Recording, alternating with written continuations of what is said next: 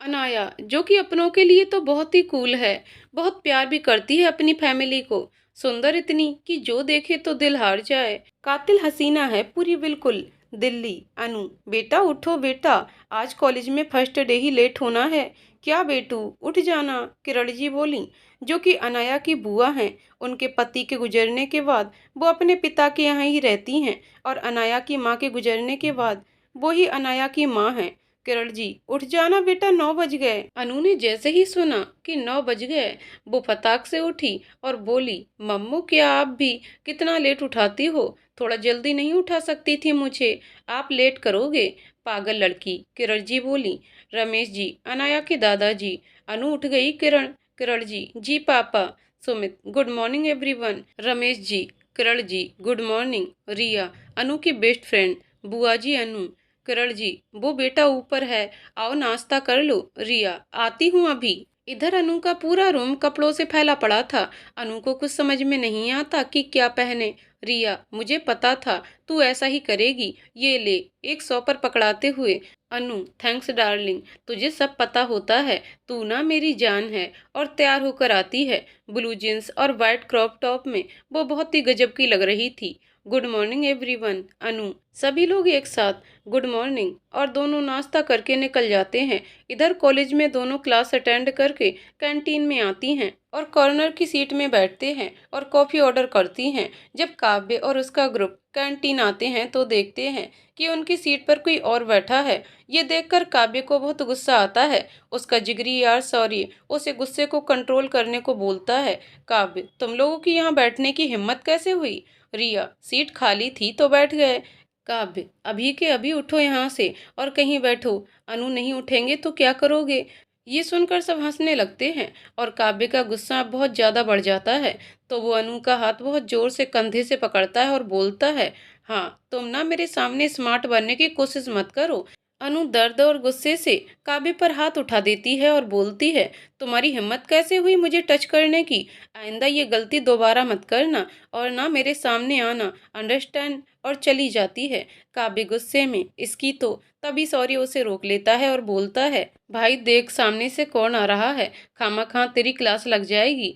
काव्य गुस्से में निकल जाता है और अपने अड्डे पर जाकर खूब ड्रिंक करता है और फिर सॉरी उसे ढूंढता वहीं आता है और जबरदस्ती घर ले जाता है। घर पर काव्य की बहन दरवाजा खोलती है तो काव्य पूछता है, दादी माँ और डैड सो गए?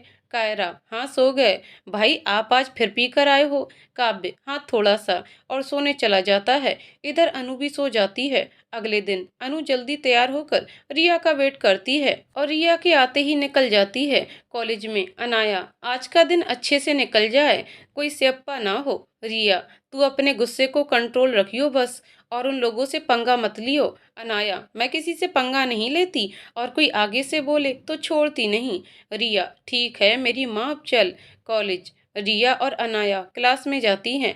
वहीं उनकी दोस्ती पायल अरुण से होती है।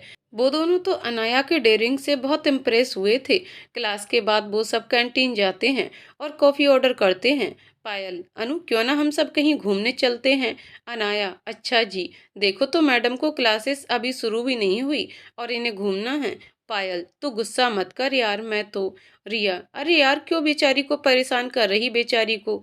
और अनु और रिया हंसने लगती हैं। अनु, ठीक है तो संडे को हम चलते हैं, प्लानिंग कर लेना फिर मुझे बता देना, घर में भी परमिशन लेनी होगी ना। इधर काव्य का ग्रुप कैंटीन आता है, सिर्फ काव्य और सौर्य को छोड़कर। सोनिया, निधि वो देख मिस एंग्री बर्ड, चल आज इसको देखते हैं। निधि, नो वे यार, छोड़ फालतू में बात क्यों बढ़ाना। सन्नी, हाँ चल इसको मजा चखाते हैं। सोनिया, कोल्ड ड्रिंक का गिलास अनु के ऊपर गिरा देती है, जिससे उसके कपड़ों पर कोल्ड ड्रिंक गिर जाती है।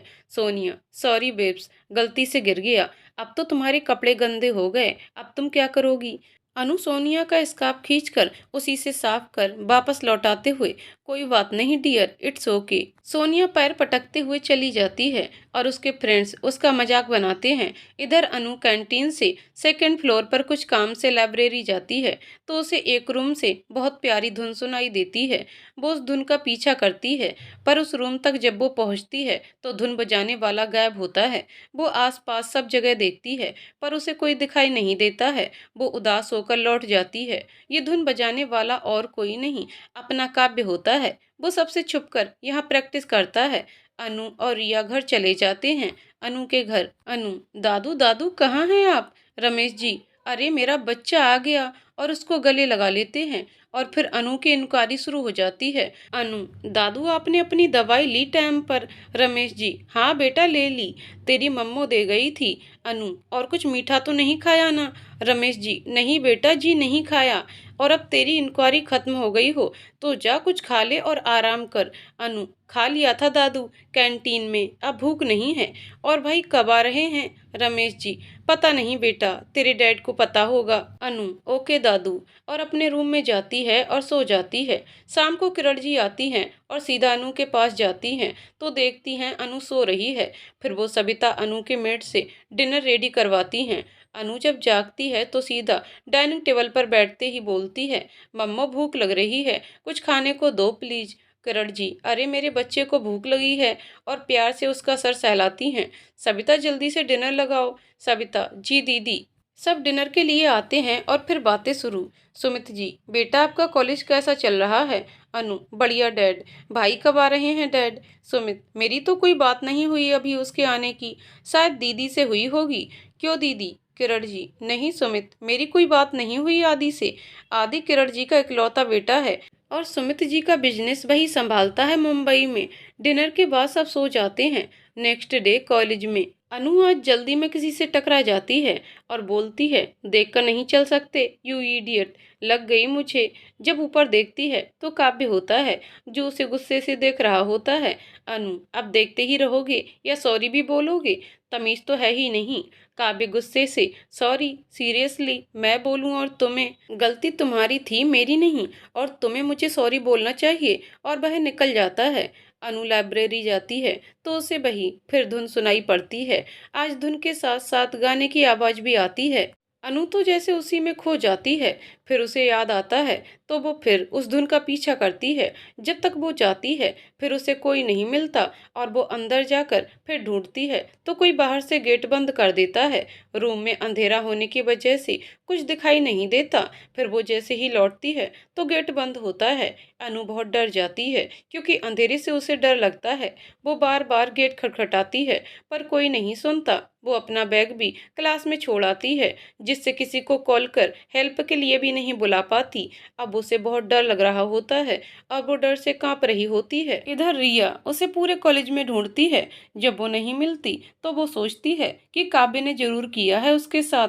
वो बहुत गुस्से से काव्य के पास जाती है और उससे पूछती है कि तुमने अनु के साथ क्या किया है? काव्य, तुम और तुम्हारी फ्रेंड का दिमाग खराब है क्या, जो बस बिना सोचे समझे बस इल्जाम लगा देती हो? मैंने कुछ नहीं किया उसके साथ, घर चली गई होगी। रिया, वो घर नहीं गई, उसका बैग क्लास में था। देखो सच सच बता दो वरना मैं डीन से तुम्हारी शिकायत कर दूंगी। काव्य को भी अब गुस्सा आ जाता है। कर दो, जब मैंने कुछ नहीं किया तो क्या बता दूं? जाओ जाकर ढूंढो उसे, होगी कहीं। सॉरी रिया, कॉम डाउन। काव्य को इस बारे में कुछ नहीं पता, चलो सब ढूंढते हैं। काव्य, उसने तुमसे कुछ कहा था कि कहाँ जा रही है? रिया, नहीं। हाँ याद आया, उसने लाइब्रेरी का बोला था बट वो वहाँ नहीं है। रिया रोने लगती है। सॉरी रिया, रोने से वो मिल नहीं जाएगी, चुप हो जाओ और चलो एक बार फिर उसे लाइब्रेरी में ढूंढते हैं। जब वो लोग लाइब्रेरी की तरफ जाते हैं तो अनु एक बार और हिम्मत करके फिर दरवाजा खटखटाती है तो रिया सुन लेती है। रिया, काव्य यहाँ से आवाज आई है। काव्य, पर ये रूम तो लॉक है। फिर भी वो आवाज देकर पूछता है, अनाया आर यू देयर? अनु हिम्मत करके बोलती है, प्लीज कोई निकालो मुझे। रिया, अनु तू डर मत, हम लोग हैं यहाँ, निकाल लेंगे तुझे। फिर काव्य से, काव्य से डर लगता है अंधेरे से, प्लीज डू समथिंग। काव्य एक बड़े से पत्थर से लॉक तोड़ता है और जैसे ही अंदर जाता है तो अनु एक खींचकर चांटा काव्य के गाल पर देती है और उसका कॉलर पकड़कर बोलती है, तुम्हारी हिम्मत कैसे हुई? इतना बोलकर वो बेहोश हो जाती है कि काव्य उसे पकड़कर गोद में उठा लेता है और मेडिकल रूम में ले जाता है। डॉक्टर उसका ट्रीटमेंट करते हैं और अनु बेहोशी में ही बड़बड़ाती है, मम्मा मुझे छोड़कर मत जाओ प्लीज। अनु, मम्मा चीखते हुए उठती है और काव्य के गले लग जाती है। काव्य की तो धड़कन बहुत तेज स्पीड से भागती है। अनु को काव्य अपने से अलग करता है। अनु को जैसे ही होश आता है वो काव्य को फिर एक लगा देती है। रिया जब ये देखती है तो वो काव्य को थैंक यू बोलकर वहां से जाने को बोलती है। अनु का गुस्सा अब भी शांत नहीं हुआ था। वो काव्य के पीछे जाती है और पीछे से उसके कंधे पर हाथ से घुमाया और उसकी कॉलर पकड़कर बोलती है, तुम्हारी हिम्मत कैसे हुई मुझे लॉक करने की? तुम मुझसे बदला लेने के लिए ये सब करोगे? मैंने सोचा भी नहीं था। कितने घटिया इंसान हो तुम। काव्य, एक मिनट, तुम क्या सोचती हो मेरे बारे में? इससे मुझे कोई फर्क नहीं पड़ता। और तुमने ये कैसे सोचा कि तुम्हारे साथ मैं ये सब करूंगा? क्यों, मुझे कोई काम नहीं है क्या जो मैं तुम्हारे बारे में सोचूं? अनु गुस्से से यू और जैसे ही उसे मारने के लिए हाथ उठाती है, रिया उसका हाथ पकड़ती है और बोलती है, तू ये क्या कर रही है? जिसने तुझे बचाया उसी को तूने इतना कुछ सुना डाला। और थैंक यू बोलना दूर, तुमने उस पर फिर से हाथ उठा दिया। काव्य वहां से निकल गया। वो गुस्से में था। सॉरी ये बात समझता था तो वो भी उसी के साथ गया। सॉरी काव्य यार, छोड़ दे, जाने दे, तू उसके बारे में सोचना छोड़। चल आज घूमने चलते हैं। काव्य, मुझे नहीं जाना कहीं, तू चल अपने अड्डे पर। सॉरी नहीं, आज तू नहीं पिएगा। देख तुझे पता है ना दादी तुझे लेकर कितना परेशान रहती हैं। एक बार उनके बारे में तो सोच। काव्य अपनी दादी को बहुत प्यार करता है तो उनके लिए वो मान गया। इधर अनु को बहुत बुरा लगा कि उसने काव्य को गलत समझा और उस पर हाथ भी उठाया। उसे अपने आप पर बहुत गुस्सा आ रहा था। रिया, अब क्यों मुंह फुला रही है?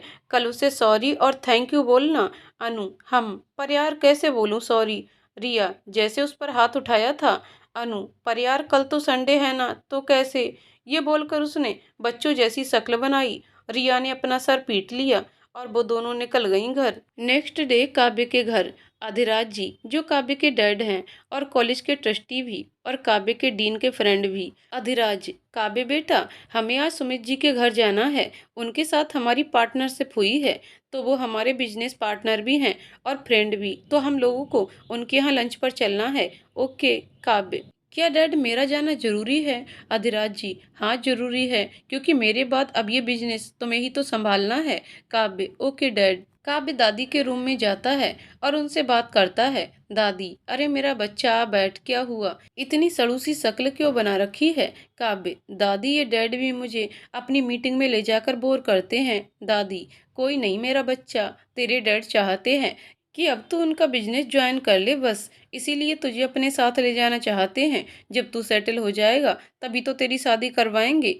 काव्य बुरा सा मुंह बनाकर, मुझे नहीं करनी अभी शादी वादी, अभी मेरी एज ही क्या है, बच्चा हूँ अभी मैं। दादी, देख बेटा, मेरा कोई भरोसा नहीं है कब क्या हो जाए। बस यही इच्छा है कि तेरा घर बसता देख लूं, बस फिर आराम से मर सकूंगी। काव्य, दादी क्या आप भी कितनी सेंटी बातें करते हो? अभी तो आपको मेरे बच्चों की भी शादी देखनी है। दादी, हट पागल कहीं का, अब जा और जाकर तैयार हो जा। काव्य और अधिराज जी तैयार होकर निकल जाते हैं सुमित जी के घर। इधर अनाया के घर किरण जी अनाया को तैयार होने को बोल रही थी। किरण जी, अनु बेटू जल्दी से रेडी हो जाओ, वो लोग आते ही होंगे। अनु थोड़ा सा चिढ़कर, क्या मम्मो आप तो ऐसे बोल रही हो जैसे मुझे लड़के वाले देखने आ रहे हैं। किरण जी, पागल लड़की कुछ भी बोलती है, हो जा तैयार, क्या पता लड़का तुझे पसंद आ जाए। एक आंख विंक करते हुए, अनु, मम्मू आप भी ना, कोई भी ऐसा वैसा मुझे पसंद नहीं आने वाला, समझी आप, बोलकर चली जाती है। डोरबेल बजती है। किरण जी, सविता जा गेट खोल, देख वो लोग आ गए हैं, उन्हें बिठा, जब तक मैं भैया को बुलाकर लाती हूँ। सविता जी। सविता गेट खोलकर काव्य और उसके डैड को बैठने को बोलकर किचन में पानी लेने जाती है। किरण जी और सुमित जी आते हैं, उनके साथ बैठकर बातें करते हैं। सुमित जी, अधिराज इनसे मिलो, ये मेरी बहन किरण है। अधिराज, नमस्ते किरण जी। किरण जी, नमस्ते अधिराज जी। अधिराज जी, अधिराज जी नहीं किरण जी, आप भी मुझे सुमित की तरह भैया ही बोलिए, वो क्या है ना, मेरी कोई बहन नहीं है। किरण जी, किसने कहा आपसे कि आपकी कोई बहन नहीं है? मैं तो हूं ना, आप कभी मत बोलिएगा ऐसा। अधिराज जी, ठीक है किरण जी। किरण जी, किरण जी नहीं भैया, सिर्फ किरण, लो बातों बातों में मैं तो भूल ही गई, आपके लिए अभी चाय नाश्ता लेकर आती हूँ। सुमित जी, अधिराज आपका बेटा तो बड़ा साय है, कुछ बोल ही नहीं रहा है, शायद बोर हो रहा है। काव्य, नो नो अंकल ऐसा नहीं है, बस ऐसे ही आपकी बातें सुन रहा था। सुमित, तुम भी क्या सोच रहे होगे, कहाँ बुड्ढों के बीच फंस गया, तुम्हें बोर होने की जरूरत नहीं है, रुको तुम अभी, बोलकर अनु को आवाज देते हैं। सुमित, अनु अनु बेटा इधर आओ। अनु, जी डैड आई, बोलकर नीचे आती है और काव्य को देखकर शॉक्ड हो जाती है और बड़बड़ाती है, आज तो लग गए, ये यहाँ क्या कर रहा है, कहीं इसने डैड को कॉलेज वाली बात बता तो नहीं दी। तू तो गई अनु। काव्य सुन लेता है और मुस्कुराता है। सुमित जी, क्या बड़बड़ा रही हो Anu? Meet my friend cum business partner and his son Kavya and Adhiraj. Meet my daughter Anu. Anu नमस्ते अंकल। हाय काव्य। सुमित जी, अनु बेटा, काव्य को अपना घर दिखाओ और तुम लोग बातें करो। काव्य यहाँ हम लोगों के बीच में बोर हो रहा है। अनु धीरे से, तो क्या मैं कोई इंटरटेनमेंट चैनल हूँ जो इसका टाइम पास करूँ? सुमित जी, कुछ कहा बेटा तुमने? अनु, नहीं डैड, कुछ नहीं। चलिए काव्य, दोनों चले जाते हैं। सुमित और अधिराज दोनों को साथ देखकर खुश होते हैं।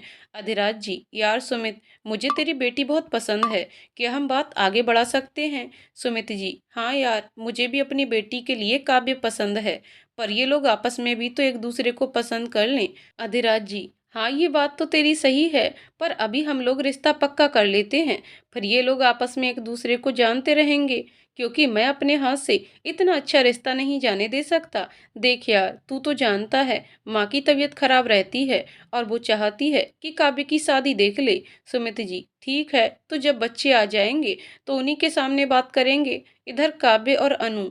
अनु, थैंक्स जो तुमने डैड को कुछ नहीं बताया। काव्य, कोई बात नहीं, वैसे घर में तुम इतनी शांत और सीधी बनी रहती हो और कॉलेज के बाहर तुम्हारा कोई और ही रूप होता है। अनु, एक्सक्यूज मी, मैं ऐसी ही हूँ, बनती नहीं हूँ।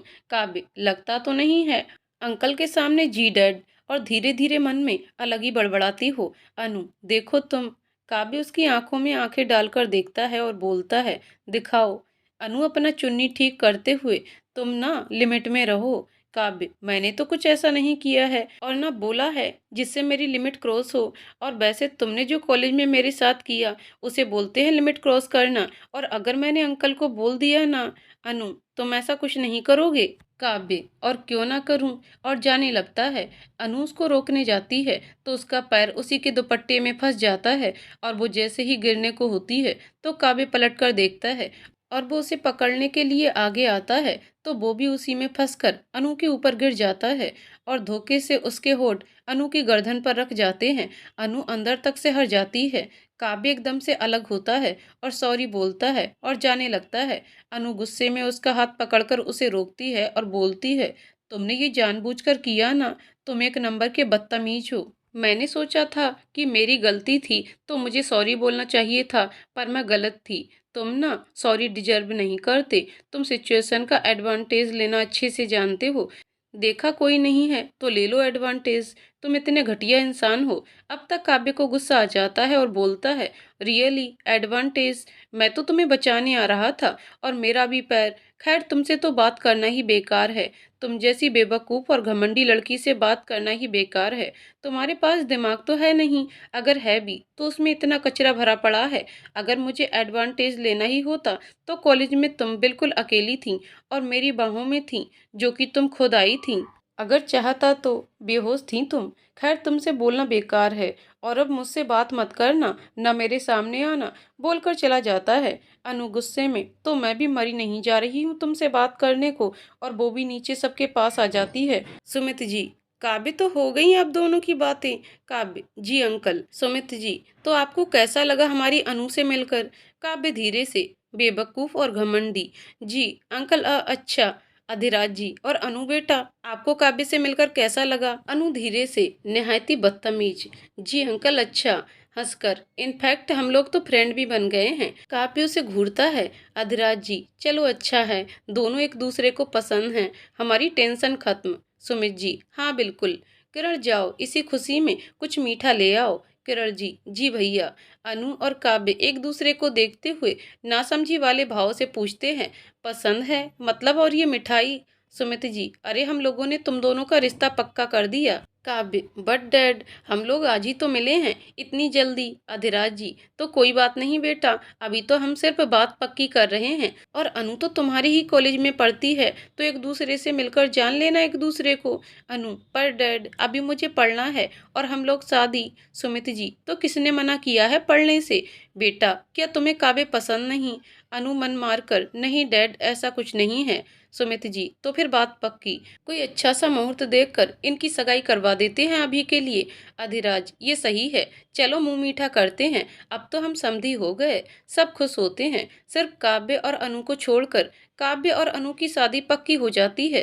काव्य मन में, यार कहाँ फंस गया, अब क्या करूं, मैं इसे शादी नहीं कर सकता, इसे मैं 2 मिनट नहीं झेल सकता, सारी जिंदगी तो दूर की बात, मुझे बात करनी होगी अनाया से।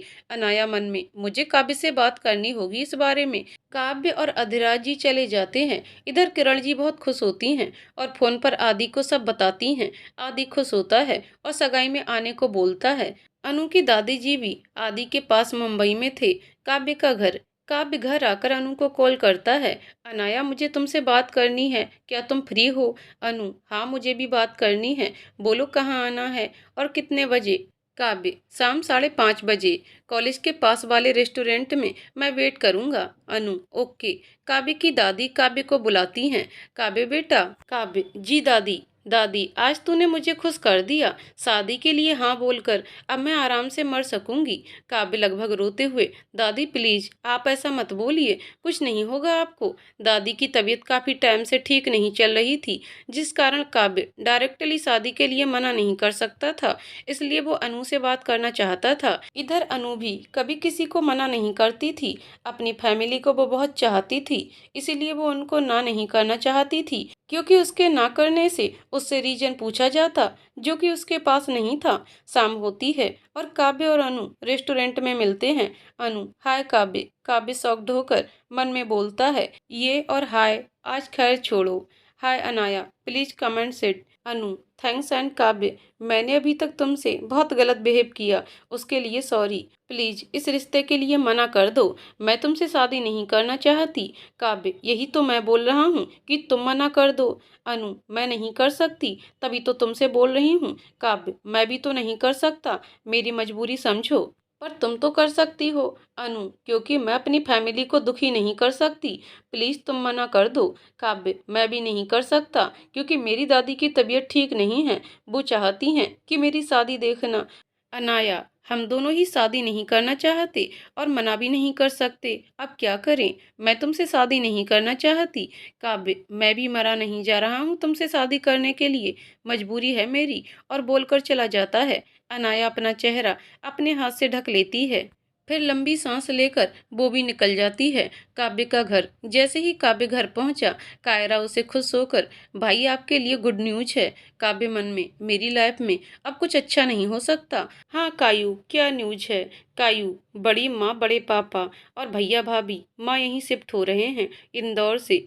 काव्य, क्या तू सच बोल रही है? कायरा, हाँ भाई, मैं सच बोल रही हूँ, और वो लोग कल ही आ रहे हैं। काव्य, ये तो सच में गुड न्यूज है। दीनू काका, आप सबके रूम रेडी कर दीजिए। दीनू काका, जी बाबा। अनाया का घर। किरण जी, भैया पंडित जी से बात हुई है, सगाई की तारीख अगले महीने की 10 तारीख बताई है। सुमित जी, ठीक है, मैं अधिराज को बता देता हूँ, और अधिराज जी को कॉल करता है। अधिराज जी, हेलो, हाँ सुमित बोलो। सुमित जी, राज सगाई की डेट पंडित जी ने अगले महीने की 10 तारीख को दी है। अधिराज जी, ये तो अच्छी बात है, तो बस तैयारी शुरू करते हैं, कल मेरे भैया भाभी और बेटा बहू आ रहे हैं, तो बस अब तैयारी शुरू करते हैं। हाँ एक बात और, भाभी और बहू अनु बिटिया से मिलना चाहती हैं, तो अगर तुम्हें कोई ऐतराज ना हो तो उसे काव्य के साथ भेज देना। सुमित जी, इसमें ऐतराज की क्या बात है, बिल्कुल ले जाओ, अब तो अनु तुम्हारी है। अधिराज जी, तो फिर ठीक है, कल कॉलेज से काव्य अनु को ले आएगा। सुमित जी, ठीक है, बाय। अधिराज जी, बाय। डिनर के टाइम अनु को किरण जी ने बता दिया था कि कल उसे काव्य के साथ उसके घर जाना है। अनाया ना चाहते हुए भी वो हाँ बोल देती है और रूम में जाती है। अनु रिया को कॉल करके सब बताती है। रिया, मतलब तू इतनी जल्दी शादी करेगी? अनु, नहीं यार, अभी सिर्फ सगाई हो रही है, शादी पढ़ाई के बाद। रिया, यार सही तेरा तो, तुझे तो बिना ढूंढे इतना क्यूट और हैंडसम बंदा मिल गया। अनु मुंह बनाकर, इतना ही पसंद है तो तू क्यों नहीं कर लेती उससे शादी? रिया, अब तो वो मेरे जीजू हैं, मैं ऐसा वैसा नहीं सोचती। अनु, तू बेटा मिल मुझे कल, फिर बताती हूँ तुझे मैं, और कॉल कट कर देती है। रिया अपने आप से, ये फूलन देवी हमेशा गुस्से में क्यों रहती है? अब रिया तू अपनी सोच, क्या होगा कल तेरा? Next day. अनु और रिया कॉलेज आती है और अपनी क्लास अटेंड करती है। क्लास के बाद अनु को याद आता है कि उसे लाइब्रेरी से कुछ बुक्स इशू करवानी थी, तो वो रिया, पायल और अरुण से बोलकर चली जाती है। जब वो लाइब्रेरी जाती है तो उसे फिर वही धुन और गाने की आवाज आती है और वो भूल जाती है कि उसे लाइब्रेरी जाना है। फिर थोड़ी देर में उससे रूपेश टकराता है। अनु जो गाने में खोई थी उसे गुस्सा आ जाता है और बोलती है, दिखाई नहीं देता क्या जो इतनी जगह छोड़कर मुझसे टकराए हो। रूपेश जो एक काव्य एंड कंपनी का राइवल है और हमेशा काव्य से पिटता है और सब उससे डरते हैं क्योंकि वो बड़े बाप की बिगड़ी औलाद है। रूपेश जब सामने इतनी हंसी लड़की हो तो कौन टकराना नहीं चाहेगा। हाय मैं तो मर गया। अनु हाउ डे यू, अगर मुझसे दोबारा इस तरह की बात की ना तो छोड़ूंगी नहीं, याद रखना। रूपेश मैं भी नहीं चाहता कि तुम मुझे छोड़ो, और उसका हाथ पकड़ लेता है। अनु गुस्से से उसे एक थप्पड़ रसीद कर देती है और बोलती है, don't to dare again, stay away from me, बोलकर चली जाती है। काव्य जो सॉन्ग प्रैक्टिस कर रहा था शोर सुनकर बाहर आता है और सब तमाशा देख रहा होता है। जब अनु चली जाती है तो वो रूपेश के पास आता है और उससे बोलता है कि अगर अब दोबारा किसी लड़की के साथ ये हरकत की तो छोड़ूंगा नहीं, और चला जाता है। रूपेश ये तूने अच्छा नहीं किया लड़की, और अपने दोस्त से बोलता है कि कौन है ये लड़की। विक्की बॉस ये अनाया है, जूनियर है अपनी। रूपेश गाल पर हाथ रखकर बोलता है, तुमने सही नहीं किया अनाया, इसका हिसाब तो तुम्हें देना पड़ेगा। और एक गंदी हंसी हंसता है। इधर कैंटीन में सब अनु का वेट कर रहे होते हैं। अरुण यार ये अनु कहाँ रह गई, कब से वेट कर रहे हैं और अब तो चूहे भी मेरे पेट में डांस कर रहे हैं। रिया ओए भुक्कड़ रुक जा जरा, आती होगी, जब देखो बस खाना खाना, इसके अलावा भी तुझे कुछ सूझता है भी या नहीं। अरुण हाँ सूझता है ना, सोना। रिया और पायल अपना सर पीट लेती हैं। पायल तू इसकी छोड़, तू बता हम लोग कब चलेंगे घूमने। रिया घूमना तो यार अभी पॉसिबल नहीं है, ऐसा करते हैं मूवी देखने चलते हैं। पायल ओके डन। अनु गुस्से में आकर बैठ जाती है उनके पास। रिया अब क्यों तू फूलन देवी बन गई मेरी फूलो। अनु देख यार अभी मेरा दिमाग बहुत खराब है, कुछ उल्टा सीधा मत बोलना वरना तू पिट जाएगी आज। रिया ओके बाबा नहीं बोलती, अब बता क्या बात है। अनु रिया को सब बता देती है। पायल तू उसको छोड़, उसके चक्कर में तू क्यों अपना मूड खराब कर रही है। मेरे पास एक प्लान है, क्यों ना आज हम मूवी देखने चलते हैं, तेरा मूड भी ठीक हो जाएगा। रिया ये तेरा नहीं मेरा प्लान है। पायल प्लान किसी का भी हो क्या फर्क पड़ता है, चिल तो हम सब करेंगे ना।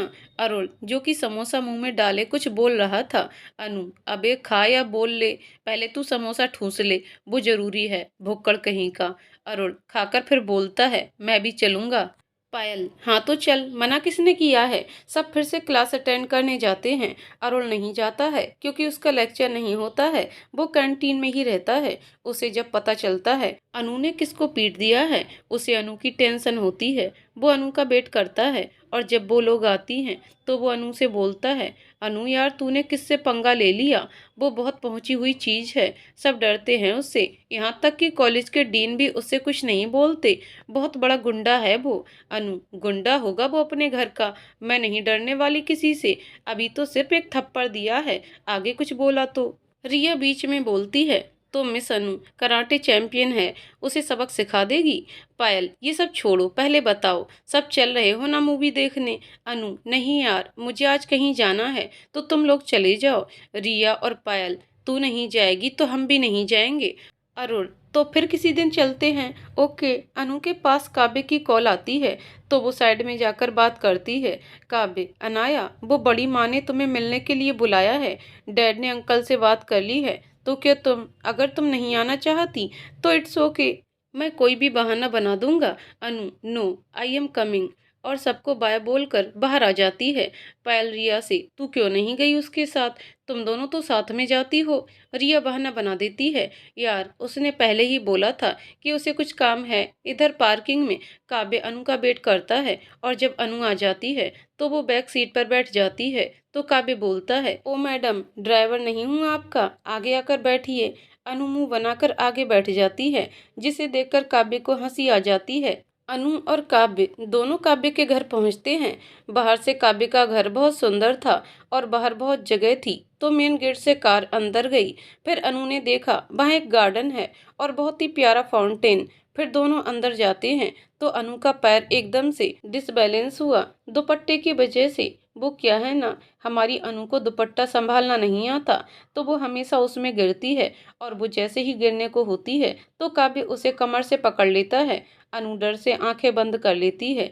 काव्य एक पल को उसके चेहरे में खो जाता है, फिर थोड़ा संभल कर, अनाया आप आंखें खोल सकती हैं, आप बच गई हैं। वैसे आपने क्या गिरने की पीएचडी की है जो हमेशा गिरती रहती हैं? अनु मुंह बनाकर बोलती है, मुझसे ये दुपट्टा नहीं संभलता, इसलिए इसमें गिर जाती हूँ। काव्य, जब संभलता नहीं तो क्यों पहनती हो? जिसमें कंफर्टेबल हो वही पहना कीजिए, हर कोई आपको बचाने नहीं आ सकता। अनु, अगर आपके भाषण खत्म हो गए हों तो हम अंदर चलें। और दोनों अंदर जाते हैं। घर जितना बाहर से सुंदर था उतना ही अंदर से भी था।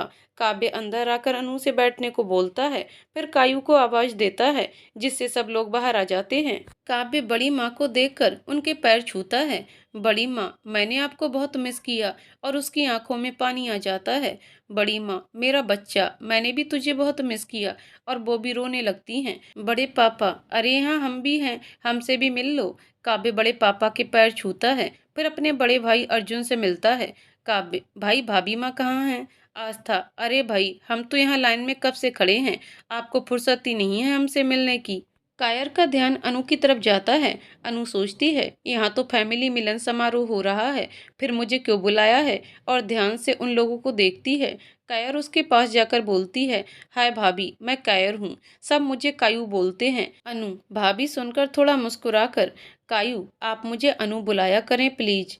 कायरा, ओके। फिर सबसे बोलती है, अगर आपस में आप लोगों का मेल मिलाप हो गया हो तो कृपया इधर भी ध्यान दें। आपकी बहू यहाँ इंतजार कर रही है, जिसको आपने स्वयं बुलाया है। फिर सब लोग अनु के पास जाते हैं। अनु बड़ी माँ और पापा के पैर छूती है। बड़ी माँ उसे गले लगाती हैं और बोलती हैं, नहीं बेटा, बेटियां पैर नहीं छूती, और हमारे यहाँ बहू को बेटी मानते हैं। आस्था, अरे हम भी हैं लाइन में, हमसे भी मिल लो, हम आपकी जेठानी जी हैं। और काव्य की भाभी माँ, आप हमें भी भाभी माँ बुला सकती हैं। अनु आस्था के गले मिलती है और बोलती है, मेरा नाम अनाया है, पर आप सब मुझे अनु ही बुलाइएगा। सब एक साथ, ठीक है, हम लोग अनु ही बुलाएंगे। आस्था, वैसे देवर जी, आपने देवरानी जी बहुत सुंदर और प्यारी ढूंढी है। काव्य मन में, अभी इसकी बातें नहीं सुनी आपने, काटने को दौड़ती है। बात बात पर आप लोगों के सामने कैसे सुशील बनी है। अरे कोई मुझसे पूछे। आस्था, वही तो पूछ रहे हैं। काव्य हड़बड़ाकर, क्या क्या भाभी माँ? आस्था, ध्यान कहाँ है आपका? कहीं आप सपनों में तो नहीं चले गए? काव्य, वो क्या है ना, जब आप इतनी प्यारी हैं तो आपकी देवरानी भी आपके जैसी ही होनी चाहिए। कायू, भाभी माँ, भाई ने नहीं ढूंढा है, डैड ने पसंद की है, इनको तो सरप्राइज मिला है। काव्य, रुक कायू की बच्ची, तुझे अभी बताता हूँ। अनु बड़ी माँ के साथ थी तो ये सब नौटंकी उसने नहीं देखी थी। तभी कायू उसके पीछे छुप जाती है। भाभी बचाओ भाई से। बड़ी माँ, तू फिर से शुरू हो गई, उसको तूने ही कुछ बोला होगा। कायू, हाँ हाँ, आप तो अपने बेटे का ही पक्ष लोगी। भाभी प्लीज, अब आपका ही सहारा है। अनु, ठीक है, पहले आप मुझे भाभी कहना बंद करिए, अनु बोला कीजिए। बड़ी माँ, अरे तुम उसकी भाभी हो तो भाभी ही बोलेगी। अनु, पर माँ, मुझे अभी अजीब लगता है, क्या मैं आपको माँ बुला सकती हूँ? बड़ी माँ प्यार से उसके सर पर हाथ फेरती हैं और बोलती हैं, तेरा जो मन बोले वही बोला कर। कायू कमर में हाथ रख कर, अगर आप लोगों का ये इमोशनल सीन खत्म हो गया हो तो मुझे भाई से बचाओ प्लीज। अनु और बड़ी माँ, ठीक है, हमारे पीछे छुप जाओ। कब? बड़ी माँ, आपने कायू की बच्ची को देखा है क्या? अनु, अरे माँ, कायू की शादी कब हुई और बच्ची? कब? मेरा मतलब कायू से है, कहाँ है वो? अनु, वो तो यहाँ नहीं है। बड़ी माँ, क्या काव्य, तू भी क्यों कायू के पीछे पड़ा रहता है? जा अनु के साथ थोड़ा टाइम स्पेंड कर। काव्य, क्या बड़ी माँ, आप भी, ये कॉलेज में तो मिल ही जाती है। बड़ी माँ, काव्य बेटा, कॉलेज में तुम लोग पढ़ने जाते हो, बातें करने थोड़ी ही जाते हो। अब कोई बहाना नहीं, जाओ ले जाओ अनु को, अपना रूम दिखाओ। अब बात अगर काव्य की हो तो हमारी कायू उसे चढ़ाने से पीछे रह सकती है भला? तो पीछे से ही अनु के गले में हाथ डालकर बोलती है, कायू, अब ले भी जाओ भाई, मन में तो लड्डू फूट रहे होंगे, साथ में जो टाइम मिल रहा है, और नाटक ऐसे करोगे जैसे बिल्कुल कुछ नहीं जानते। काव्य, रुक कायू की बच्ची, तुझे तो मैं, अब तू तो गई। अनु, फिर कायू की बच्ची, अरे आप क्यों उसके पीछे पड़े रहते हो, कितनी प्यारी तो है। काव्य, हाँ हाँ, आपको तो प्यारी लगेगी ही, दोनों एक जैसी तो हो। कायू, आपको कैसे पता भाई कि अनु मेरी जैसी है? आप तो उनसे सिर्फ एक बार मिले हो। काव्य अपनी बात सोचकर ही दांतों से जीभ दबा लेता है। उसे कुछ समझ में नहीं आता क्या बोले। इतने में ही बड़ी माँ बीच में ही कायू का कान पकड़कर बोलती हैं, कायू तू बहुत परेशान करने लगी है काव्य को, और काव्य तू जा अनु को ले जा, इसे मैं देखती हूँ। कायू अनु की तरफ रिक्वेस्ट करते हुए इशारे करती है। अनु पल के झपका देती है। अनु, माँ प्लीज आप कायू को छोड़ दीजिए, उसे दर्द हो रहा होगा, वो अब कुछ नहीं बोलेगी, है ना कायू? बड़ी माँ, लो कायू की टीम में एक और मेंबर बढ़ गया है, इसका पक्ष लेने को ये भी आस्था की तरह ही कायू को प्रोटेक्ट कर रही है। काव्य तू सोच तेरा अब क्या होगा, बोलकर चली जाती है। काव्य अनु को अपने रूम में ले जाता है। अनु को काव्य का रूम बहुत अच्छा लगता है क्योंकि वो हर एक चीज व्यवस्थित रखता है और उसकी बालकनी में सुंदर से प्लांट्स लगे होते हैं जिसे देखकर अनु खुश हो जाती है। अनु, आपका रूम बहुत सुंदर है, आपको प्लांट्स लगाना पसंद है? काव्य, थैंक यू, हाँ मुझे बहुत पसंद है। क्या मैं आपसे कुछ कह सकता हूँ? अनु, जी बोलिए। काव्य, अब जब हमारी शादी हो रही है तो क्या हम एक नई शुरुआत कर सकते हैं? मेरा मतलब है, क्या हम फ्रेंड्स बन सकते हैं? हम एक दूसरे को जानने और समझने का मौका देना चाहिए क्योंकि हमें अब पूरी जिंदगी साथ रहना है। अनु, ओके फ्रेंड्स, बट इससे आगे कुछ नहीं। प्लीज आप बुरा मत मानिए, मैं ये शादी बस अपनी फैमिली की खुशी के लिए कर रही हूँ और मैं इस रिश्ते को आगे नहीं बढ़ा सकती। प्लीज आप मुझसे कोई उम्मीद मत रखिए। Kavya, no no no problem, in fact मैं तो खुश हूँ आपने अपने मन की बात शेयर की। मैं भी ये शादी अपनी फैमिली की खुशी के लिए कर रहा हूँ। एक बात और, अगर आप दादी माँ से मिल लेती तो? अनु, ओके चलिए, एक बात पूछूं? काव्य, जी बोलिए। अनु, क्या आपको सच में बुरा नहीं लगा? काव्य, इसमें बुरा लगने वाली क्या बात है? आपको जो सही लगा आपने बोल दिया। इनफैक्ट मुझे जब बुरा लगता जब आप मुझसे शेयर ना करती। दोनों बातें करते हुए दादी के रूम में चले जाते हैं। काव्य, दादी माँ देखिए आपसे मिलने कौन आया है। दादी अपनी आंखें खोलकर चश्मा लगाकर देखती हैं। काव्य, ये अनाया है। दादी, अनाया बेटा दूर क्यों खड़ी हो, पास आओ। अनु, दादी माँ अनाया नहीं, सिर्फ अनु।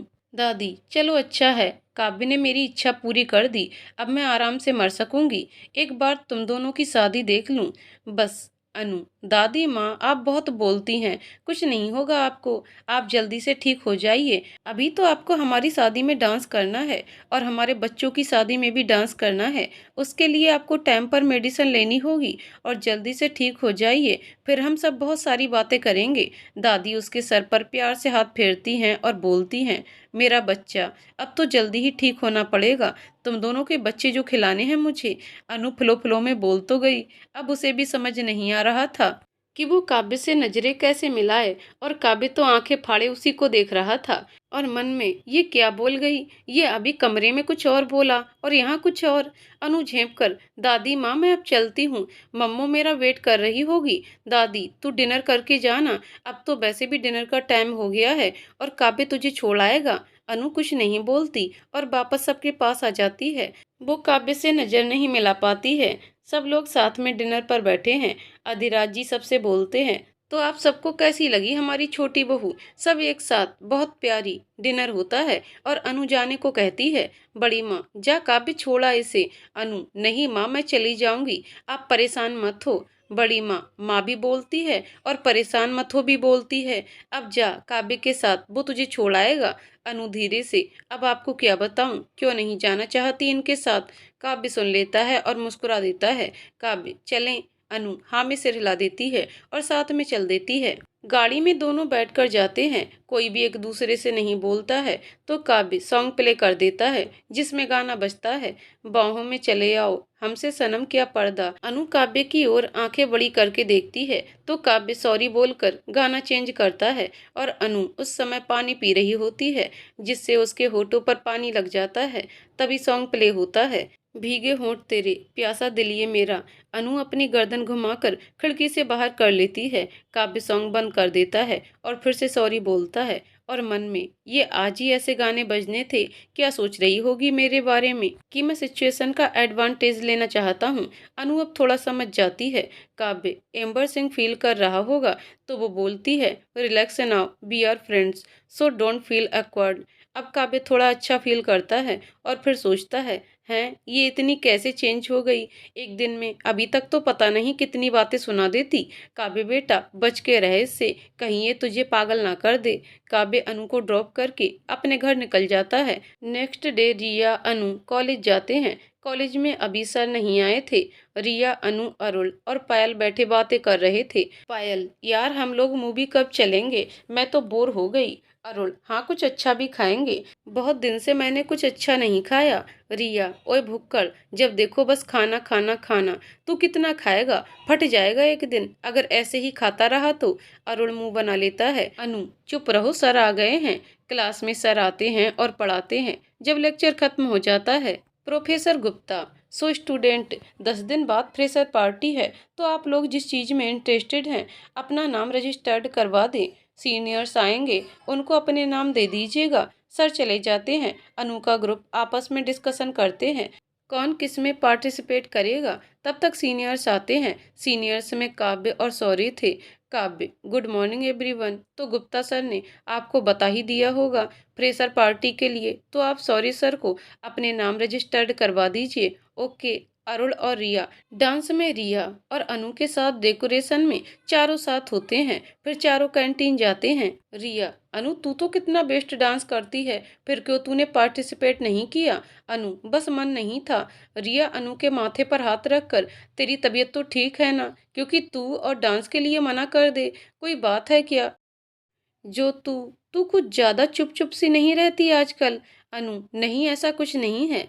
पायल, क्या सच में अनु बहुत अच्छा डांस करती है।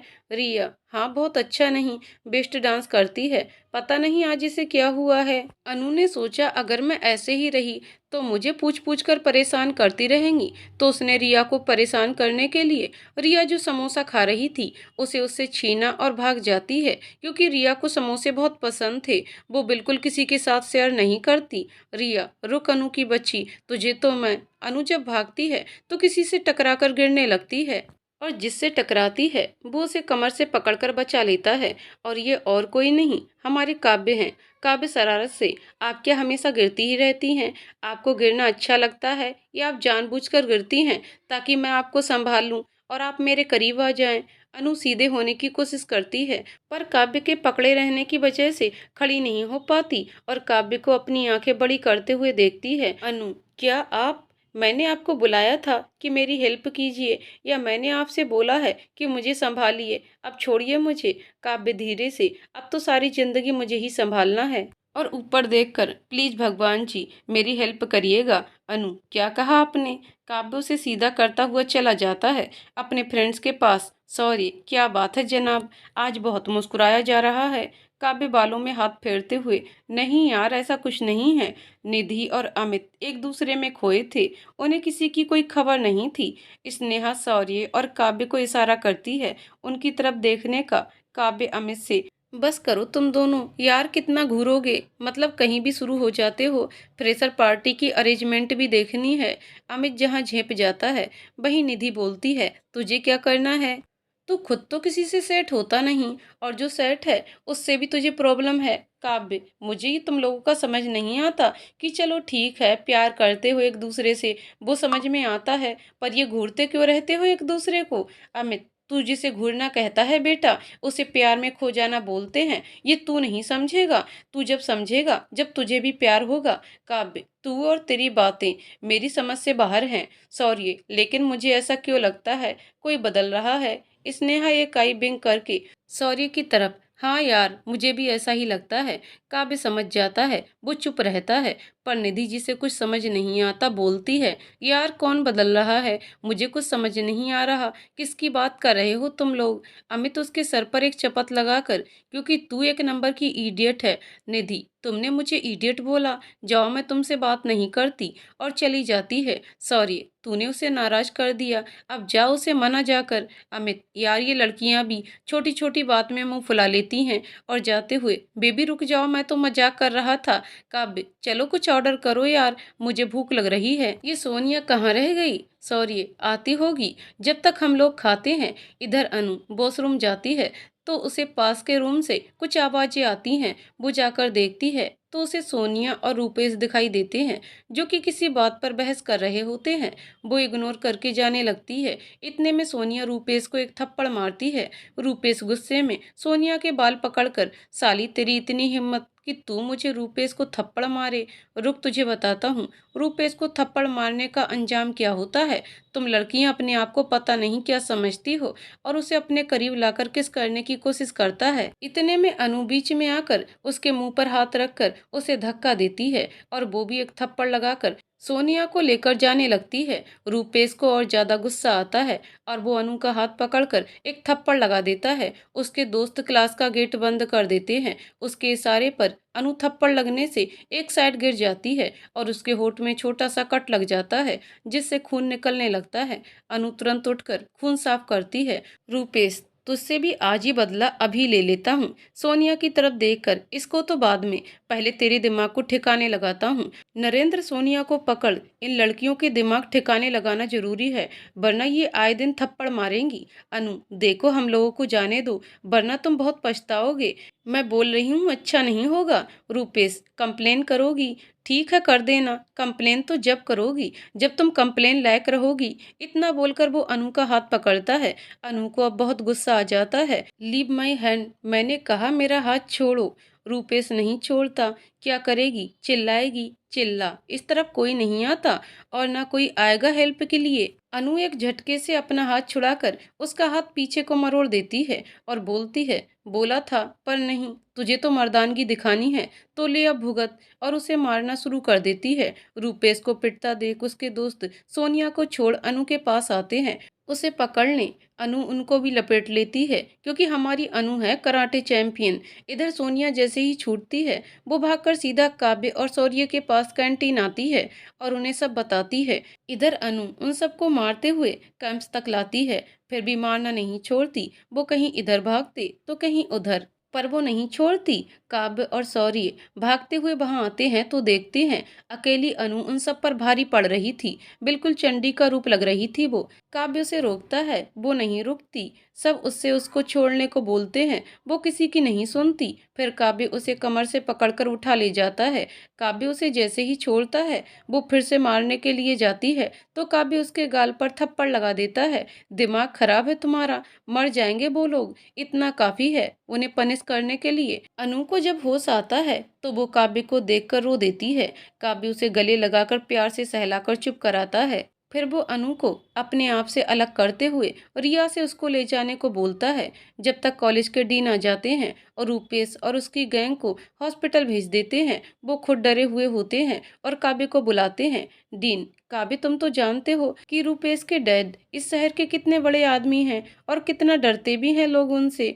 कोई भी उनसे उलझने की कोशिश नहीं करता। अब क्या होगा? और वो मुझे अनाया को कॉलेज से निकालने को भी बोलेंगे। काव्य, पर सर ये तो गलत है। अनाया ने कुछ गलत नहीं किया, वो तो आप भी जानते हैं। सर मुझे पता है, और एक तरह से ये भी सही है। अगर मैंने ऐसा नहीं किया तो तुम तो जानते ही हो इस कॉलेज के ट्रस्टी में से एक वो हैं। काव्य, आप सर टेंशन मत लीजिए, मैं सब संभाल लूंगा, डोंट वरी। आप शायद भूल रहे हैं, रूपेश के डैड मेरे डैड के आगे कुछ नहीं है, क्योंकि उनका काम हर रोज डैड से पड़ता है। और जब वो आए तो आप मुझे बुला लीजिए। सर, ओके काव्य। काव्य वहां से आकर सीधा अनु के पास आता है और पूछता है, फीलिंग बेटर अनु? हम काव्य का ग्रुप भी वहीं आता है। Sonia, I am sorry Anaya, मेरी वजह से तुम्हें प्रॉब्लम हो गई, और थैंक यू, अगर तुम सही टाइम पर ना आती तो। अनु से बीच में ही टोक देती है, कुछ नहीं होता, मैं नहीं तो कोई और आ जाता। और फॉरगेट इट, जस्ट रिलैक्स, अब वो कुछ नहीं करेगा। Sonia, okay so friends, I know कि मैंने तुम्हें बहुत परेशान किया, बट अब मैं चाहती हूँ कि हम फ्रेंड्स बन जाएं। अनु, बिल्कुल, क्यों नहीं। एंड कॉल मी ओनली अनु, क्योंकि जो लोग मेरे अपने होते हैं वो मुझे अनु ही बुलाते हैं। Sonia, okay done. सन्नी, क्या हम लोग भी तुम्हें अनु बुला सकते हैं? अनु, या ऑफ कोर्स। काव्य धीरे से बड़बड़ाता है, हाँ, सब इनके अपने हैं और एक मैं ही दुश्मन हूँ जो हर समय मुझसे वर्ल्ड वॉर 3 करने को उतारू रहती है। मुझे क्या, मैं क्यों इतना सोच रहा हूँ? सॉरी भाई, क्या बड़बड़ाया जा रहा है? काव्य, कुछ नहीं। सन्नी, यार अनु, तुमने क्या पीटा है उन्हें? बाय गॉड, मैं तो तेरा फैन हो गया, मुझे भी सिखा देना यार ऐसी फाइट। रिया, वो ब्लैक बेल्ट चैंपियन है कराटे की। अरुण, मुझे भी सीखना है। पायल और रिया, तुझे कराटे सीखने की कोई जरूरत नहीं है। तू अपने खाने को देख, जिस तरह से तू खाता है ना, उस तरह से तो तुझे देखकर सारे लोग भाग जाएंगे, ये सोचकर कि अगर खाना खत्म हो गया तो तू पक्का उन लोगों को खा जाएगा। ये सुनकर अरुण मुंह बना लेता है और सब पेट पकड़कर हंसते रहते हैं। अनु के हाथ में चोट लगी थी, पर अनु ने किसी को नहीं बताया। पर अब उसमें स्वेलिंग बढ़ रही थी और दर्द भी बढ़ रहा था। ये रिया देख लेती है और तुरंत अनु से डॉक्टर के पास चलने को कहती है। अनु, नहीं यार, मैं ठीक हूँ, बस छोटी सी चोट है, ठीक हो जाएगी, तू टेंशन ना ले।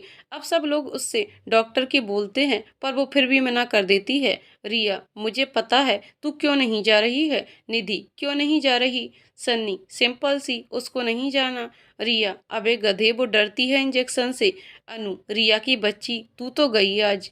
अरुण, सच्ची तू इंजेक्शन से डरती है, इतने लोगों को पीट दिया तब डर नहीं लगा और इंजेक्शन से डर रही है। अनु मुंह बनाते हुए, तो क्या हुआ, बस मुझे लगता है और मैं नहीं जाऊंगी। रिया जानती थी कि चाहे कुछ हो जाए ये नहीं सुनेगी किसी की, तो उसने इशारे से काव्य से कहा, तो काव्य समझ गया। रिया, काव्य, क्या तुम अनु को घर छोड़ दोगे। मुझे बहुत जरूरी काम से जाना है, नहीं तो मैं ही छोड़ देती, प्लीज। काव्य, ओके चलिए अनाया। अनु, नहीं मैं चली जाऊंगी। काव्य धीरे से अनु के कान के पास, ओके मत चलिए, तो मुझे आपके डैड से बताना पड़ेगा जो आपने आज किया है। अनु गुस्से से, आप ऐसा कुछ नहीं करेंगे। काव्य, और मैं ऐसा क्यों नहीं करूंगा। अनु, क्योंकि क्योंकि मैं बोल रही हूँ इसलिए। काव्य, अच्छा तो मैं आपका कहना क्यों मानूं। अनु, क्योंकि क्योंकि क्योंकि हमारी शादी शादी फिक्स हो गई है इसलिए। काव्य, अच्छा, तो इस हिसाब से आपको भी तो मेरी बात माननी चाहिए। और जहाँ तक मुझे याद है, उस दिन रेस्टोरेंट में किसने बोला था कि मुझसे कोई उम्मीद मत रखिएगा। ये तो गलत बात है। आप ही मना करें और आप ही हक बताएं, और मेरा क्या। अनु उसे घूर रही थी। वो फिर बालों में हाथ फिराते हुए बोला, अब तो मेरी बारी है हक बताने की। अब आप चुपचाप गाड़ी में बैठ रही हैं या मैं अपने हक का इस्तेमाल कर आपको गोद में उठाकर ले जाऊं। अनु उसको घूरते हुए, नहीं नहीं, मैं चल रही हूँ। फिर धीरे से, इससे तो बहस करना मुश्किल है, क्या होगा मेरा, हे माता रानी, और जाकर गाड़ी में बैठ जाती है। काव्य उसकी बात सुनकर मुस्कुराकर गाड़ी में बैठ जाता है और स्टार्ट करके चल देता है।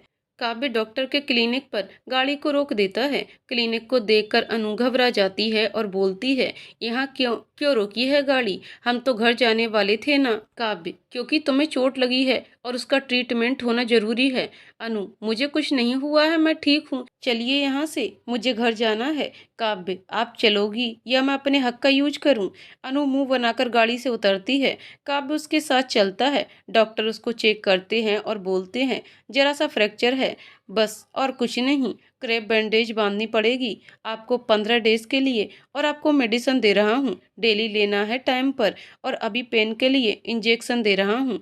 अनु घबरा कर, नहीं नहीं, इंजेक्शन नहीं, इंजेक्शन की क्या जरूरत है, मैं बिल्कुल ठीक हूँ, आप मेडिसिन दे दीजिए ना। डॉक्टर, जरूरत है क्योंकि आपको फ्रैक्चर है, अभी आपको इससे भी ज़्यादा पेन होगा। काव्य, डॉक्टर आप इन्हें इंजेक्शन दीजिए। अनाया, आप बैठिए, अगर आपने बिल्कुल भी शोर किया या आवाज़ की तो मैं अपने हक का यूज करके आपको किस कर लूँगा, यहाँ सबके सामने। वो भी, और एक आंख विंक करता है। अनु उसे आंखें बड़ी करके देखती है पर बोलती कुछ नहीं है। काव्य, सर आप इन्हें इंजेक्शन लगाइए। डॉक्टर, अनु को जैसे ही इंजेक्शन लगाने को होते हैं, अनु अपनी आंखें जोर से बंद कर काव्य की शर्ट पकड़ लेती है। काव्य धीरे से अनु के कान में, इरादा तो नेक है ना अनाया जी आपका, कहीं आप किस वाली बात सीरियस तो नहीं ले गई ना।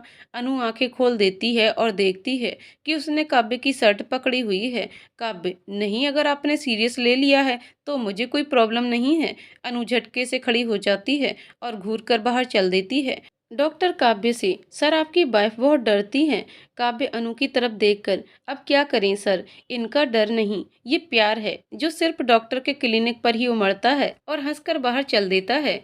अनु काव्य को घूरती हुई गाड़ी में बैठ जाती है और बोलती है, आपने बोला क्यों नहीं कि हम लोग हस्बैंड वाइफ नहीं है। काव्य, क्या फर्क पड़ता है, आज नहीं है कल हो जाएंगे। अनु, और ये क्या, आप बात बात पर हक की बात करते हैं, मैंने आपसे पहले ही बोला है मुझसे इस रिश्ते में कोई उम्मीद मत रखना। काव्य, हक की बात अपने आप की थी मैडम, मैंने नहीं, और मुझे भी कोई शौक नहीं है आप पर हक जताने का, कोई गलतफहमी मत पालिए। अनु मन में, अनु ये तू क्या कर रही है? अगर इन्हें गुस्सा कर दिया तो ये डैड और मम्मो को सब बता देगा। हे माता रानी, अब तुझे आराम से बात करनी है, नो गुस्सा, ओके। काव्य अनु के चेहरे के हाव भाव देखकर मुस्कुरा देता है और फिर बोलता है, डोंट वरी, मैं किसी को कुछ नहीं बताऊंगा। तो ये सड़ा सा फेस बनाने की जरूरत नहीं है, और आगे से लड़ने से पहले जरा सोच समझ लिया करें कि आप किससे उलझ रही हैं। वो रूपेश है, उसके डैड को नहीं जानती, कॉलेज से निकाली भी जा सकती थी आप। अनु, उसकी और उसके बाप की तो मैं। जब काव्य उसे घूरता है तो फिर बोलती है, मतलब उसके डैड को भी ऐसे ही सबक सिखाती। ठीक है, आप नहीं डरती, बट आप आगे से केयरफुल रहें। अनु, ओके। काव्य अनु को उसके घर पहुंचाता है और काव्य उसे छोड़कर जाने वाला ही होता है कि अनु की मम्मू काव्य को देख लेती हैं। किरण जी, अरे काव्य बेटा, आप अंदर आइए, अनु काव्य को अंदर लेकर आओ। अनु, जी मम्मू, मैं तो कितनी देर से इनसे यही बोल रही थी, पर यही जिद कर रहे हैं, अब आप ही समझाइए इन्हें। काव्य अनु को गौर से देखता है और सोचता है, यार क्या लड़की है ये। काव्य बेटा, अब तेरा क्या होगा? फिर किरण से, जी आंटी चलिए, और वो लोग घर के अंदर जाते हैं। रमेश जी, आइए काव्य बेटा, कैसे हैं आप? काव्य, नमस्ते अंकल, मैं बिल्कुल ठीक हूँ, आप बताइए। रमेश जी, मैं भी ठीक हूँ। अरे अनु बेटा, तुम्हारे हाथ में ये क्या हो गया? किरण जी घबरा कर जल्दी से दौड़ कर आती हैं। किरण जी, क्या हुआ अनु, ये चोट कैसे लगी? कहीं तूने फिर से कोई मारपीट तो नहीं की ना? कितनी बार बोले हैं तुझे कि ये सब मत किया कर। अनु, अरे मम्मो, मुझे कुछ नहीं हुआ, ये बस छोटी सी चोट है जो जल्दी ही ठीक हो जाएगी। मैंने डॉक्टर को दिखा दिया है, बोले 1-2 दिन में ठीक हो जाएगी। और रही बात लड़ाई की, तो मैंने कोई मारपीट नहीं की, आप लोग काव्य जी से पूछ लीजिए, है ना काव्य जी? अनु बेचारगी से काव्य को देखती है। पहले तो काव्य को अनु को देखकर हंसी आ जाती है, फिर वो खुद को संभाल लेता है। काव्य, जी आंटी, अनाया जी ने कोई मारपीट नहीं की, वो बस स्लिप होकर हाथ के बल गिर गईं, बस थोड़ा सा फ्रैक्चर हुआ है, और डॉक्टर ने इन्हें रेस्ट करने को बोला है और दवाई भी टाइम से लेने को बोला है। अनु काव्य को घूर कर देखती है और काव्य बस मुस्कुरा रहा होता है। किरण जी, अब तू बिल्कुल रेस्ट करेगी और कॉलेज भी नहीं जाएगी, और अभी डिनर के बाद मैं तुझे हल्दी वाला दूध दूंगी, तो चुपचाप पी लेना। अनु, अरे मम्मो, मैं ठीक हूँ, और मैं कौन सा काम करती हूँ, और कॉलेज में भी कोई काम नहीं करना होता है, आप तो जानते ही हैं। प्लीज डैड, आप मम्मी को समझाइए ना। रमेश जी, किरण जाने दो ना उसे कॉलेज, वैसे भी वहाँ उसका मन लगा रहेगा, घर पर अकेली क्या करेगी वो। किरण जी, ठीक है भैया, आप बोल रहे हैं तो मान लेती हूँ, पर एक ही कंडीशन पर, कि काव्य के साथ ही जाएगी और आएगी, और काव्य वहाँ कॉलेज में आप ध्यान रखेंगे ना? रमेश जी, हाँ, इस बात से तो मैं भी सहमत हूँ भाई। अनु, मम्मो डैड, मैं अपना ध्यान रख सकती हूँ, काव्य जी को परेशान करने की जरूरत नहीं है। किरण जी, मुझे कुछ नहीं सुनना, तू बता, मेरी बात मानेगी तो ही मैं परमिशन दूंगी, और वैसे भी काव्य तुम्हारे साथ रहेगा तो मैं भी निश्चिंत रहूंगी, क्योंकि अब वो तुम्हारा होने वाला हस्बैंड है। फिर काव्य से, क्यों काव्य बेटा, मैं आपको अनु की जिम्मेदारी दे सकती हूँ ना, आपको कोई प्रॉब्लम तो नहीं है ना? काव्य, ना नहीं आंटी जी, कोई प्रॉब्लम नहीं है, मैं रोज इन्हें पिक कर लिया करूँगा और ड्रॉप भी, और आप बिल्कुल भी इनकी टेंशन मत लीजिए, मैं सब संभाल लूँगा। किरण जी, अगर ये आपकी बात ना माने ना, तो आप मुझे बताइएगा, मैं इसकी अच्छे से खबर लूँगी। देखो मैं भी कितनी पागल हूँ, अनु की टेंशन में ना आपको चाय के लिए पूछा और ना नाश्ते के लिए, और हाँ, आप डिनर भी यहीं कीजिए। काव्य, नहीं, इसकी कोई ज़रूरत नहीं है आंटी जी, मैं बस जा ही रहा हूँ। किरण जी, ऐसे कैसे बेटा, आपको यहाँ से खाना खाकर ही जाना पड़ेगा। जब तक खाना रेडी होता है आप अनु के साथ थोड़ा टाइम स्पेंड कर लीजिए। फिर अनु से, अनु काव्य को अपने साथ ले जाओ बेटा। अनु ना चाहते हुए भी हाँ बोल देती है। काव्य, जी आंटी, अभी थोड़ी देर में अंकल के साथ कुछ डिस्कस कर लूँ बिजनेस से रिलेटेड। फिर किरण जी मुस्कुराकर, जैसा आपको ठीक लगे, मैं जा रही हूँ। अनु ऊपर अपने कमरे में चली जाती है और काव्य और रमेश जी आपस में कुछ डिस्कस करते हैं।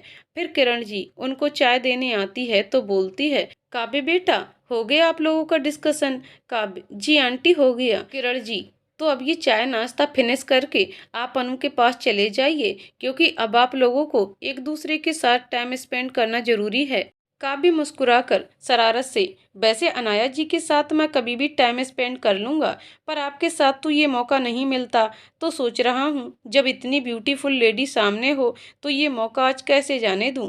काव्य की बात पर किरण जी शर्माकर, धत्त बेशरम, अपनी माँ से भी कोई फ्लर्ट करता है क्या? काव्य, अरे जब माँ इतनी सुंदर हो तो फ्लर्ट करने कहीं और क्यों जाना। किरण जी, बस बस, अब आगे का फ्लर्ट अनु से जाकर करो। देखो तो जरा, जनाब को मन कहीं और है जाने का, और यहाँ बातें देखो कैसे बना रहे हैं। ऊपर जाकर आगे से राइट वाला रूम अनु का है, अब जाओ, जब डिनर रेडी हो जाएगा तो बुला लूंगी। काव्य सड़ा सा मुंह बनाकर धीरे से, इनकी अनु से अगर नॉर्मल बात कर लो तो काटने को दौड़ती है, और जब फ्लर्ट करूंगा तो पता नहीं क्या करेगी। किरण जी, क्या हुआ बेटा, कोई प्रॉब्लम है? वैसे मेरी अनु जितनी टफ दिखती है खुद को, उतनी वो है नहीं। बहुत मासूम दिल है उसका। जब आप उसको समझोगे तब खुद ही समझ जाओगे, और जब वो आपसे थोड़ा घुलेगी तब आपको भी अपनी लाइफ में शामिल कर लेगी। बस उसको गुस्सा बहुत जल्दी आता है, इसीलिए मैं आपसे बोलती हूँ कि आप लोग एक दूसरे के साथ ज़्यादा टाइम स्पेंड करिए। काव्य, आप टेंशन मत लीजिए आंटी, मैं कोशिश करूँगा कि मैं अनाया जी के साथ ज़्यादा टाइम स्पेंड करूँ, ताकि मैं उन्हें और वो मुझे समझ सके। किरण जी, ये क्या बार बार आप मुझे आंटी बुलाते हैं? अनु की तरह मम्मो बोला कीजिए। काव्य जी, पर एक शर्त पर, आप मुझे आप नहीं, अपनी अनु की तरह तुम ही बोलोगी। किरण जी, ठीक है, अब तुम जाओ, मैं भी डिनर की तैयारी देखती हूँ। काव्य, ओके। और काव्य अनु के रूम की तरफ जाता है। दूसरी तरफ रूम में अनु चेंज करने बाथरूम में जाती है। वो अपने डेली वियर पहनती है, जो कि टी शर्ट और शॉर्ट पैंट है। अनु पैंट तो पहन लेती है, वह टी शर्ट चोट की वजह से पहनने में दिक्कत हो रही थी। वो पीछे से ऊपर ही टंग गई थी, जिससे ऊपर कमर का थोड़ा सा और थोड़ा सा पीठ का हिस्सा भी दिख रहा था। काव्य जैसे ही अनु के रूम में आता है तो अनु बाथरूम से निकलकर गेट की तरफ पीठ किए खड़ी थी और टी शर्ट ठीक करने की कोशिश कर रही थी, और काव्य उसे देखकर आंखें बंद कर घूम जाता है। अनु आहट पाकर कि कमरे में उसकी मम्मो आई हैं, तो मम्मी, अच्छा हुआ आप आ गईं, प्लीज ये टी शर्ट ठीक कर दीजिए, चोट की वजह से कर ही नहीं पा रही हूँ। काव्य कुछ नहीं बोलता तो अनु फिर बोलती है और घूम जाती है। मम्मो, क्या आप यहाँ यहाँ क्या कर रहे हैं? आपको शर्म नहीं आती है? बिना नॉक किए किसी के भी कमरे में आ जाते हैं, कि आपको इतनी भी तमीज नहीं है? काव्य को अपनी गलती का एहसास होता है तो वो सॉरी बोलता है। आप शायद ठीक बोल रही हैं, मुझे बिना नॉक किए नहीं आना चाहिए, पर इसमें मेरी भी गलती नहीं है, क्योंकि जब मैं आया तो मैं नॉक ही नहीं कर पाया, और आपको ऐसा देख मैं खुद गिल्ट फील करने लगा। I am sorry. अनु को काव्य की बात सही लगती है तो वो इट्स ओके फिर मम्मो को आवाज देती है, मम्मी मम्मी। किरण जी, क्या बात है बेटा? अनु बोलने को होती है, फिर काव्य को देखकर, मम्मो प्लीज आप इधर आइए, एक काम था। किरण जी, बेटा जो भी काम हो तुम काव्य से बोल दो, मैं अभी नहीं आ सकती, बिजी हूँ। फिर काव्य से, बेटा काव्य, अनु की हेल्प कर दो प्लीज। काव्य ना चाहते हुए भी, जी। अनु से घूरती है। काव्य, क्या ऐसे क्या देख रही हैं? मैंने अपनी मर्जी से नहीं बोला है। अनु थोड़ा परेशान हो जाती है और बार बार टी शर्ट ठीक करने को जैसे हाथ करती है तो उसे हाथ में पेन होता है। ये देखकर काव्य अनु के पास बढ़ता है तो अनु घबराकर पीछे हटती है। काव्य आगे बढ़ता है और अनु पीछे बढ़ती है, और पीछे होते होते वो दीवार से टिक जाती है। Kavya, don't worry, please embarrassing feel मत करिए, आपको दर्द होगा, आपको चोट लगी है, लाइए मैं कर देता हूँ ठीक। अनु उसे गौर से देखती है तो काव्य, इससे पहले कि आप कुछ उल्टा सीधा सोचें, मैं आपको पहले ही बता दूं कि मैं आपको ऐसे ही बिना देखे टी शर्ट ठीक कर देता हूं, अगर आपको कोई प्रॉब्लम ना हो तो। अनु ना चाहते हुए भी हाँ में सिर हिला देती है, और काव्य बिना उसको पीछे किए सीधे ही पीछे से उसकी टी शर्ट ठीक करने लगता है, और ठीक करते टाइम काव्य के हाथ कई बार अनु की पीठ और कमर को टच कर जाते हैं, और काव्य के इतना करीब होने से उसके पूरे शरीर में एक सिहरन सी दौड़ जाती है।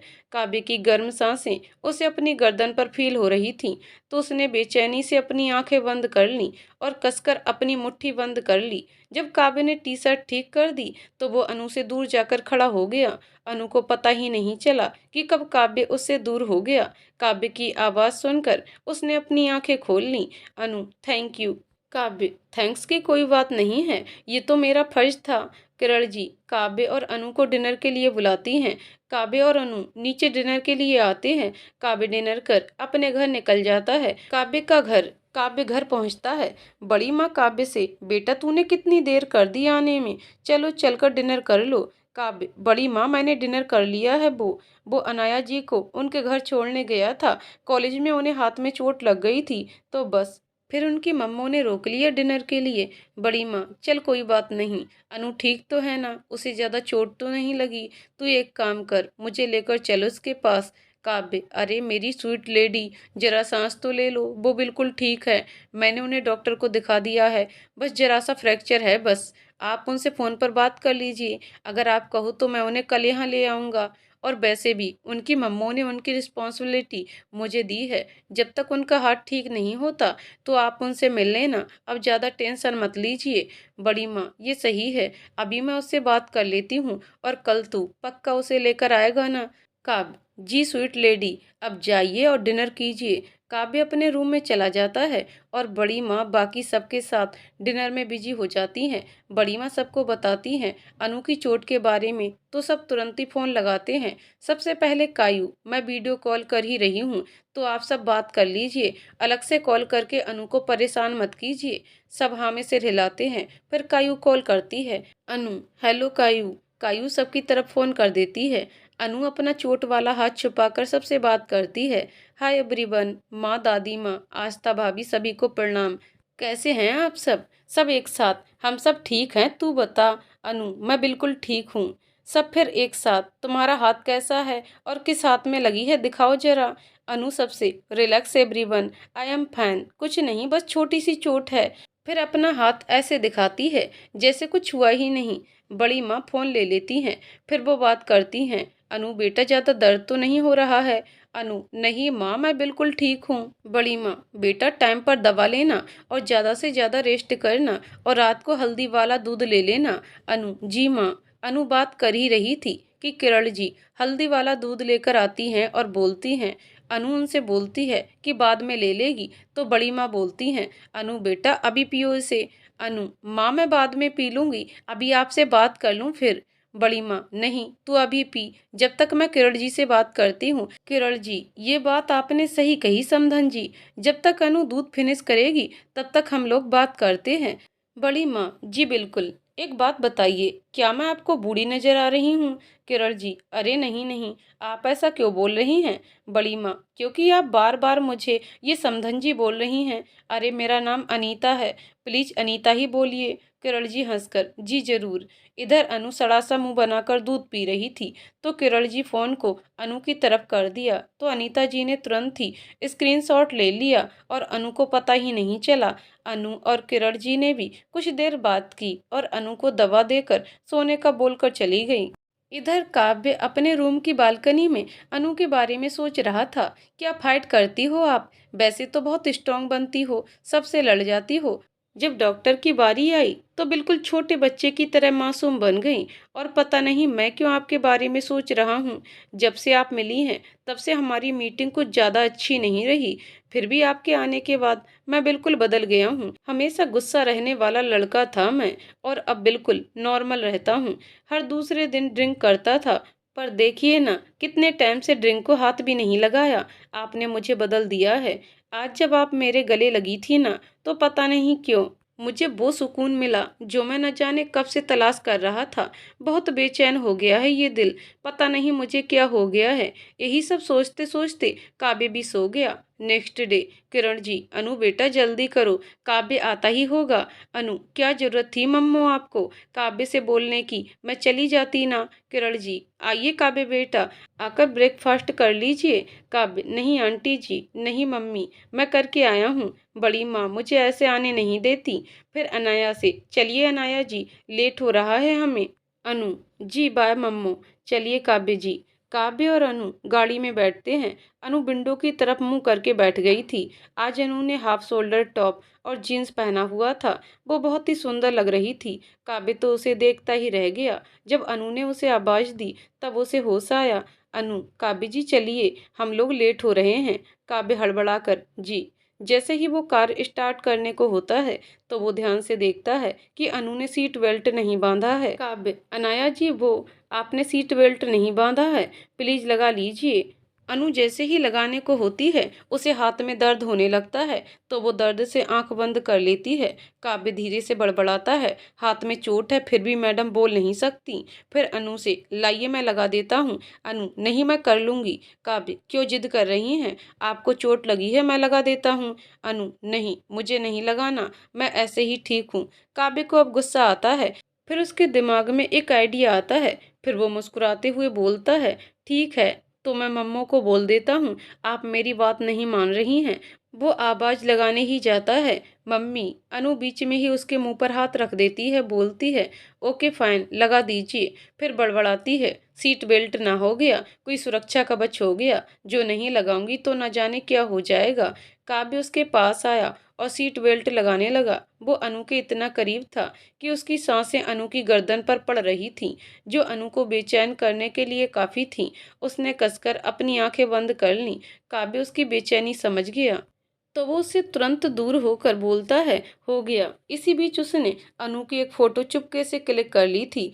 अनु अपनी आंखें खोल ली, वो अब भी नॉर्मल नहीं हुई थी। वो विंडो से बाहर देखने लगी। दोनों कॉलेज पहुंच जाते हैं। अनु तेजी से अपनी क्लास की तरफ चली जाती है तो रिया काव्य से कहती है, काव्य इसे क्या हुआ और तुम दोनों आज एक साथ।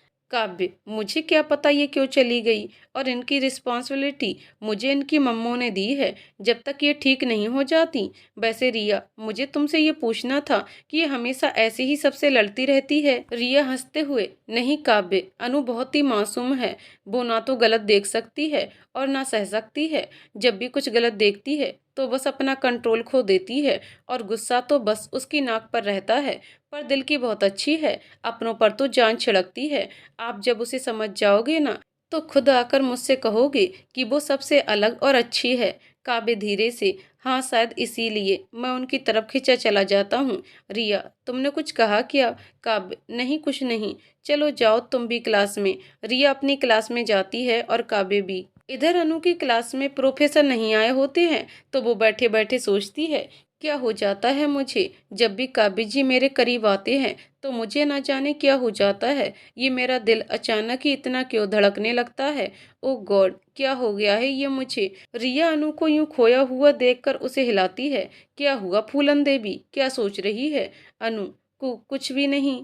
इससे पहले रिया उससे कुछ पूछ पाती, क्लास में प्रोफेसर आ गए। क्लास खत्म होते ही रिया, चल अनु कैंटीन चलते हैं। अनु, ओके तू चल, मैं लाइब्रेरी से एक बुक इशू करा के आती हूँ।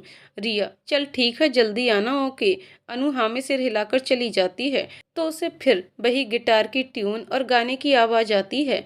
अनु उसी गाने में खोई हुई उसी तरफ चली जाती है। वो गाने में इतना खो जाती है कि उसे याद ही नहीं रहता कि गाना गाने वाला कब उसको देखकर मुस्कुराकर निकल गया है। जब गाने की आवाज आनी बंद हो जाती है तब अनु को होश आता है और वो गाने वाले इंसान को यहाँ वहाँ ढूंढती है, पर उसे वहाँ कोई नहीं दिखता तो वो उदास होकर वापस आ जाती है। उसे उदास देख पायल पूछती है, अनु व्हाट हैपन, उदास क्यों है। अनु उन सबको पहले दिन से आज तक की अपने अनोन सिंगर के बारे में बताती है। उसकी बातों में उस अनोन सिंगर के बारे में बताते हुए जो चमक थी और ना मिल पाने की उदासी साफ नजर आ रही थी। और वही काव्य उसकी बातें सुनकर धीरे धीरे मुस्कुराकर, सो फाइनली मैडम के दिल में भी कुछ कुछ है। सॉरी उसकी बात सुनकर अजीब सा रिएक्ट कर उससे पूछता है, अब तुझे क्या हुआ, तू क्यों मुस्कुरा रहा है। काव्य, कुछ नहीं। आगे की कहानी अगले वीडियो में। तो दोस्तों आपको कहानी कैसी लगी कमेंट करके जरूर बताइएगा। कहानी पसंद आई हो तो वीडियो को लाइक शेयर करें और चैनल को सब्सक्राइब करें। कहानी को पूरा सुनने के लिए बहुत बहुत धन्यवाद दोस्तों।